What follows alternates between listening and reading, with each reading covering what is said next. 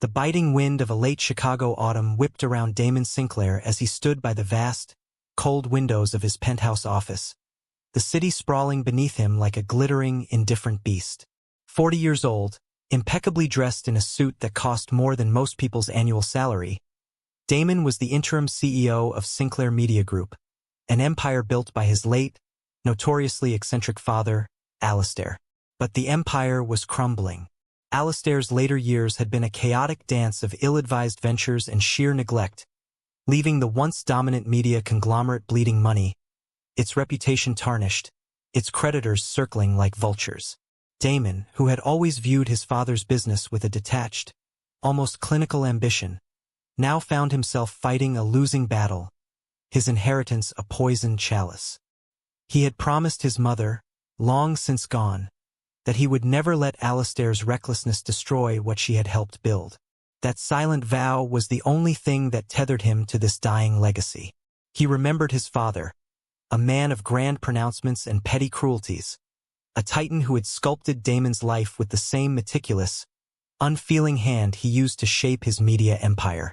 Alastair had never approved of Damen's choices, his quiet intellect, his lack of the ruthless charm that had defined the elder Sinclair. He had always sought to control, to manipulate, even from beyond the grave. And now, the final, most absurd manipulation had arrived. The memory of Arthur Davies's weary voice, thick with apology and a hint of pity, still echoed in his ears. And the final clause Arthur had read, his finger tracing the lines of the crumpled will on the polished oak table in his dusty, old law office. For the entirety of the estate, including the controlling stake in Sinclair Media Group and a trust fund worth $500 million, to be inherited and utilized for the corporation's revival. You, Damen Alastair Sinclair, must legally marry within 30 days of the official publication of this will. Damen had scoffed then, a dry, bitter sound. It was just like Alastair, a final, twisted joke. But then Arthur had continued, his voice dropping to a grave whisper. If, after 30 days, you are unable to meet this condition, the entire estate will be donated unconditionally to the National Long-Hair Persian Cat Conservation and Development Association. Persian cats. The sheer, audacious ridiculousness of it had sent a wave of incredulous laughter through Damen, quickly turning to a choked, furious gasp. His father, the man who had demanded unwavering dedication, who had sacrificed family for fortune, now threatened to hand over his legacy, Damen's only hope, to a charity for fluffy felines. It was a humiliation, a final, calculated blow from the grave. Today was the first day. He had 29 left. The subsequent days blurred into a frantic, sleepless nightmare. Damen, a man accustomed to solving problems with calculated precision and immense resources, found himself utterly adrift. His network of eligible, society-approved women seemed suddenly inadequate. How could he propose a sham marriage to a debutante or a corporate heiress? The risk of exposure, of being blackmailed, was too high, especially with Victor Sterling, his longtime rival and a prominent board member, sniffing around for any weakness. Sterling, a man whose polished exterior barely concealed a predatory ambition, had always coveted Sinclair Media. He was circling now, sensing blood in the water. Damen spent his nights driving, his luxurious Bentley a silent, lonely cocoon gliding through the vast, indifferent city. He moved from the gleaming towers of the Loop to the grittier, forgotten corners of Chicago, places he had never known existed. He saw a different Chicago, a world of shadows and struggle, far removed from his insulated existence. The cold, drizzling rain of late October was a constant companion, mirroring the chill in his own heart. One particularly bleak night, the city lights blurred into streaks of sorrowful gold. Damen found himself near the Chicago River, under the skeletal ribs of an old concrete bridge. A dim, flickering street lamp cast long, distorted shadows. And then he saw her, a figure huddled against a bridge pillar, shielded from the biting wind and drizzle by a tattered plastic sheet. It was a woman, her form small and almost swallowed by the gloom. He expected to see a figure resigned to the elements, but what he saw instead was a quiet act of defiance. She wasn't just enduring, she was reading. a crumpled paperback held carefully in her hands, illuminated by the weak, defiant glow of the street lamp. Every now and then, she'd shift the tarp, protecting the fragile pages from the damp. An inexplicable impulse, a flicker of something beyond his usual cold logic, made Damen stop the car. He got out, the sound of his expensive shoes crunching on the wet gravel unnaturally loud in the quiet night. The woman startled, her head snapping up. In the dim light, he saw her face more clearly. Young, perhaps early 30s. Gaunt, tired, but with a delicate bone structure and an undeniable, quiet intelligence etched into her features. But it was her eyes that truly held him, large, deep blue, like the winter night sky, reflecting not just weariness, but a strange resilience, a profound sadness, and an unyielding spark. "Who are you?" Damen's voice was dry, rough from disuse. She clutched the book tighter to her chest, her eyes narrowing with suspicion. "What do you want?" "I have a proposition," Damen stated bluntly, cutting to the chase. He had no time for pleasantries. "Do you want to make a lot of money and have a home, at least for a while?" Her blue eyes, already narrowed, became slits. "Who are you? What are you going to do?" "I'm Damen Sinclair," he replied, looking straight into her eyes, searching for something, anything. "And I need a wife, quickly." He offered the terms. A 1-year contract, $100,000, a fresh start for her. He vaguely alluded to complicated personal reasons for the urgency, omitting the absurd details of the Persian cat clause. She stared at him, trying to read the stranger who stood before her, a man utterly out of place in this forgotten corner of the city. $100,000. A home. These were things she hadn't dared to dream of in years. But the offer was too bizarre, too unbelievable. "Why me?" she asked, her voice raspy from disuse, a tremor of disbelief in it. "A homeless person like me?" Damen shrugged, trying to project indifference, though a strange, unfamiliar current ran through him. "Because you're the first one I've met," he said, the words surprisingly honest. "And you don't seem like too much trouble. I don't have time to be picky." A long moment of silence stretched between them, punctuated only by the distant rumble of a train. Then, the desperation in her eyes flickered, replaced by a sudden, fierce determination. "My name is Seraphina Moon," she said, her voice gaining strength. "Sarah, I accept your offer, but on 2 conditions. First, I get to keep this book," she patted the worn paperback, "and my few personal effects." She hesitated, then continued, her gaze unwavering. "Second, there's an old friend of mine in the nearby shelter, Grace. She's sick and in dire need of medicine. You have to help her." Damen nodded without hesitation. "Fine. Consider that part of the deal." He was genuinely surprised. This woman, in her dire straits, asked for nothing for herself but thought of another. It was an anomaly in his world of self-serving ambition.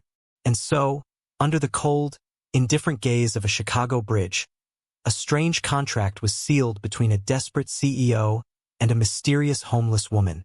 The wedding, if one could call it that, was a blur of awkward silence and legalities. The next morning, at City Hall, Damen, Sarah, in the neatest, simplest clothes he'd bought her, and Arthur Davies were the only attendees. No flowers, no blessings, no family, no friends. Arthur, his kind eyes filled with an unreadable mix of sympathy and curiosity, provided 2 plain gold bands for the paperwork. Seraphina Moon, the woman with nothing but a tattered book and a compassionate heart, was now officially Mrs. Sinclair. Sarah followed Damen to his penthouse, a monument to minimalist opulence. Glass walls offered sweeping views of Lake Michigan, a vast, cold expanse mirroring the apartment's interior. Designed in cool grays and stark whites, furnished with expensive, unwelcoming pieces, it felt more like a gallery than a home.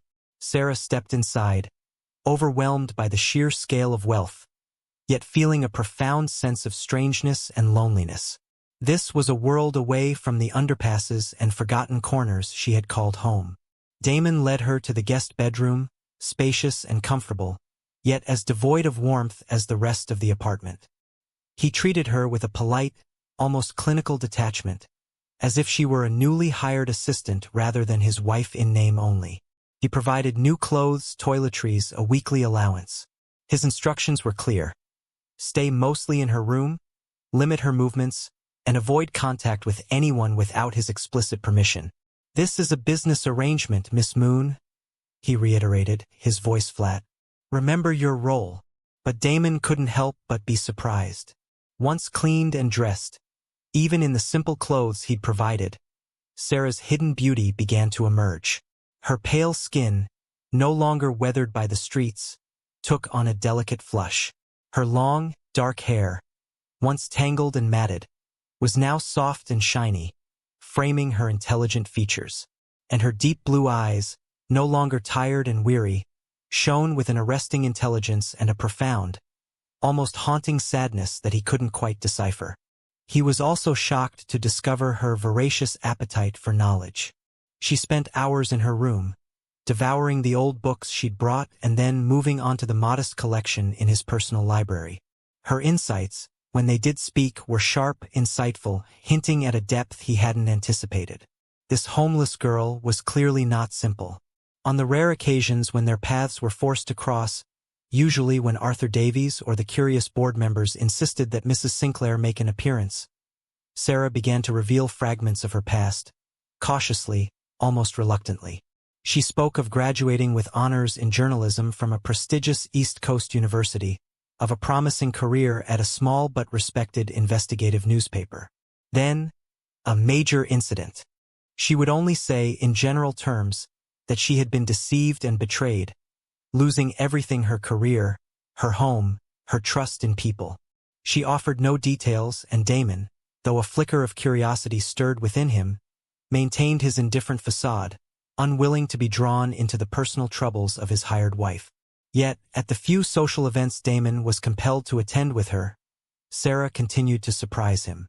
Initially shy, perhaps a little awkward in the glittering, superficial world of Chicago's elite, she possessed an astonishing ability to connect. She didn't try to impress, didn't engage in empty chatter. Instead, she observed, listened, and occasionally interjected with intelligent, incisive comments on current affairs or art, subtly charming and impressing those around her. She had a natural grace, a quiet magnetism that no expensive dress could create or conceal.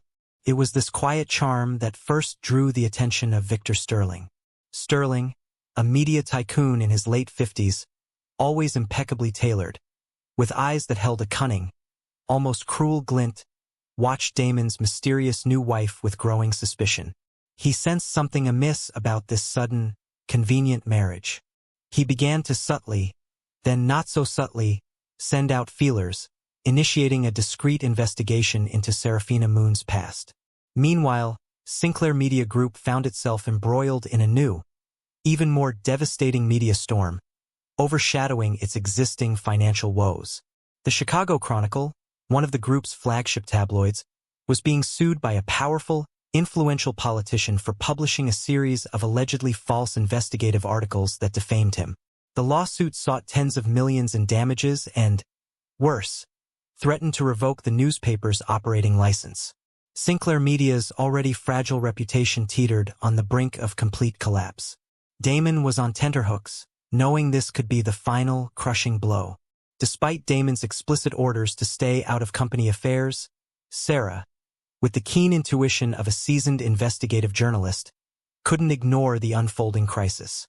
She overheard Damen's increasingly tense phone calls, witnessed the raw desperation etched onto his face.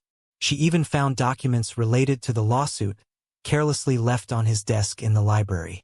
As she quietly pored over them, her journalistic instincts screamed. There were too many irregularities, too many details that seemed almost too perfect. She sensed an elaborate conspiracy at work. One evening, finding Damen alone in the library, his face shadowed by despair, Sarah approached cautiously. "Mr. Sinclair," she began, her voice soft but firm. "I know you don't want me to pry into your affairs, but I've been looking through some of the documents from the Chronicle lawsuit. I think something's not right here." Damen looked up, his eyes tired, suspicious. What do you know about this, Miss Moon? This is the complicated world of media, not the romance novels you read. Sarah was unfazed by his sarcasm. I used to work in journalism, sir. I have experience in investigations. I can see the signs of a fabricated story. This was the first time she had taken the initiative to reveal a more significant part of her past. Show me the entire case file. Maybe I can help you find the truth. Damon stared at her, a homeless woman, his hired wife, claiming she could solve a major media scandal. It was ridiculous. Yet, he looked into her deep blue eyes and saw intelligence, determination, and a strange, quiet confidence. He was desperate. He had nothing left to lose. Okay, Miss Moon, he said, his voice laced with skepticism, but with a faint glimmer of hope. Show me what you can do. Over the next few days, Sarah transformed. The quiet, resigned woman he knew vanished, replaced by a whirlwind of focused energy. Her room in the penthouse became a makeshift office, stacks of files and notes plastered across the walls, a web of connections and theories taking shape. Damon, though still skeptical, found himself drawn to her professionalism, her methodical approach. Sarah quickly uncovered gaping holes in the evidence against the Chicago Chronicle. She found overlooked witnesses, conflicting timelines, and undeniable traces of outside interference. She enlisted Arthur Davies, who, witnessing Sarah's intelligence and fierce determination, had begun to see Mrs. Sinclair in an entirely new light. Together, they gathered more information. Sarah also discreetly connected with a young, idealistic but frustrated journalist at the Chronicle who, desperate to save his newspaper, was willing to cooperate. The investigation forced Sarah and Damon to work together day and night.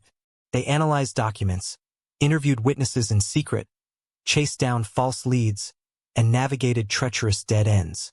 The tension, the pressure, the very real danger that began to loom over them as they drew closer to the truth, unintentionally forged a bond between them.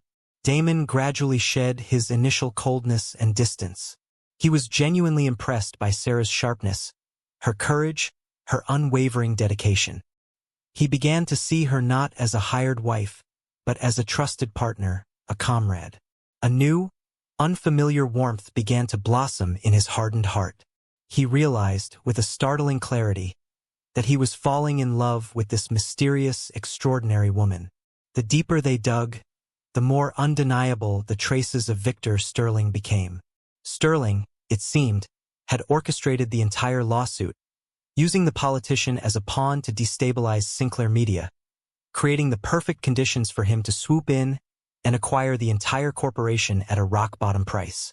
As their investigation gained significant traction, Victor Sterling sensed the threat. He began to act. Sarah received anonymous threats. Damon's penthouse was broken into, but nothing of value was taken. Only documents related to the lawsuit were ransacked, a clear message. One evening, while Sarah was alone, gathering more evidence in a deserted industrial area, a group of thugs ambushed her, demanding her briefcase. Just as fear threatened to paralyze her, Damon appeared. He had been secretly following and protecting Sarah, having noticed the escalating signs of danger. Without a thought for his own safety, he rushed to her rescue, fighting off the assailants. He took a few blows, but he managed to drive them off, pulling Sarah close, shielding her. In that moment, as Damon held Sarah tightly, all barriers between them crumbled. And then, another crucial piece of Sarah's past was accidentally exposed. In her panic, an old press card had slipped from her wallet.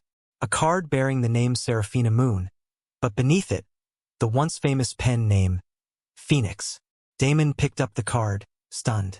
Phoenix? You're Phoenix, the investigative journalist who exposed the Omnicorp corruption scandal 5 years ago. The case had shocked the nation, and Phoenix had become a legend in the journalism world before mysteriously disappearing without a trace. Sarah nodded, tears welling in her deep blue eyes. She told Damon the whole truth. After exposing Omnicorp, in which Victor Sterling was a major shareholder and the mastermind behind its illegal activities, she had been brutally retaliated against. Sterling had used his immense power and money to systematically ruin her life, spreading false rumors, destroying her career, isolating her from friends, and even threatening her life. She had been forced to live in seclusion, change her name, and finally, when all her resources were exhausted, she had become homeless, living under a bridge. The current scandal at Sinclair Media, with its sophisticated tricks and Sterling's involvement, bore too many terrifying similarities to her past ordeal. She knew she had to do something. Damon held Sarah tighter, his heart overflowing with a powerful mix of admiration, pity, and a profound, burgeoning love. He had found not just a wife to save his company, but a hero, an extraordinary woman who had suffered unimaginable injustice. He vowed, fiercely, silently, that he would never let anyone hurt her again. Armed with Sarah's undeniable evidence and her own searing testimony about Victor Sterling's past crimes, Damon knew it was time. He called an extraordinary meeting of Sinclair Media Group's shareholders, inviting representatives of the media and press regulatory agencies to attend. At the meeting, to the astonishment of everyone present, Serafina Phoenix Moon, Damen Sinclair's mysterious, recently acquired wife, bravely stood up. With sharp arguments, irrefutable evidence, and a deeply emotional, harrowing account of her own life, she exposed Victor Sterling's entire plot. She not only cleared the name of the Chicago Chronicle but also unmasked the true, corrupt face of one of Chicago's most powerful tycoons. Her speech was not just an indictment. It was a powerful, eloquent call for truth and justice in the media industry. Damon stood beside Sarah, holding her hand tightly, his eyes filled with unwavering support and overwhelming pride. He publicly acknowledged his wife's extraordinary value and talent, calling her the beacon of truth, who had saved Sinclair Media Group and, in essence, his own life. Victor Sterling, confronted with irrefutable evidence and the collective outrage of the public, collapsed. His meticulously crafted plot to take over Sinclair Media had gone up in smoke. He would face legal investigations for both his past crimes and his current wrongdoings. After the storm, Sinclair Media Group experienced a profound rebirth. The reputation of the group and Damen Sinclair himself was not just restored but elevated, stronger than ever, thanks to his courage in exposing the truth and his newfound commitment to ethical journalism. Serafina Moon, or rather Phoenix, became a media phenomenon. Her incredible story, from homeless to hero, saving a media empire, inspired millions across the country. She received countless job offers from major newspapers and prestigious television stations. But more importantly, she regained her honor, her voice, and her life. When the dust had settled, Damon and Sarah sat together in the penthouse. It had once been a symbol of a cold, transactional covenant, but now it witnessed the blossoming of true, undeniable love. Sarah, Damon began, his voice sincere, a touch of vulnerability in it he'd never allowed before. I owe you an apology for my selfishness, my materialism, and my terrible treatment of you at the beginning. I didn't tell you the whole truth about my father's will, about the real reason I chose you under that bridge. He laid bare everything, holding nothing back. I was foolish enough to think I could buy a wife with money to solve my problems, he continued, his eyes filled with genuine regret. But fate, or perhaps my father's twisted genius, brought me to you, the most extraordinary woman I've ever known. You not only saved my company, you saved my heart and my soul. You helped me regain my faith in humanity, in love, and in truth. He reached for her hand, intertwining their fingers. Our contract, legally, may still be there, but I don't want it to be just a contract anymore. Sarah, I love you. I want to build a real marriage with you, based on the respect, trust, and love we've built together. Sarah smiled, a gentle, warm smile that reached her eyes. I love you too, Damon.